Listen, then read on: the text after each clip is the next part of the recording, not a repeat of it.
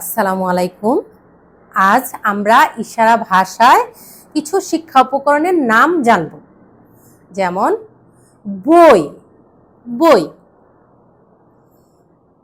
খাতা, কলম, rubber,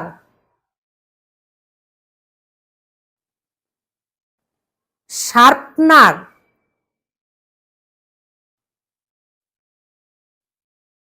scale,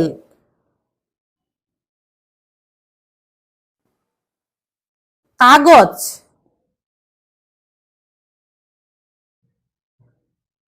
pencil box.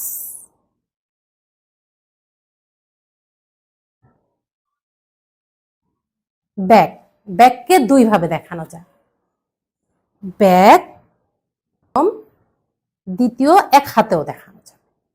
আজ এখানেই শেষ। পরবর্তীতে আমি আরো ইশারা ভাষার ভিডিও নিয়ে আপনাদের সামনে হাজির হব।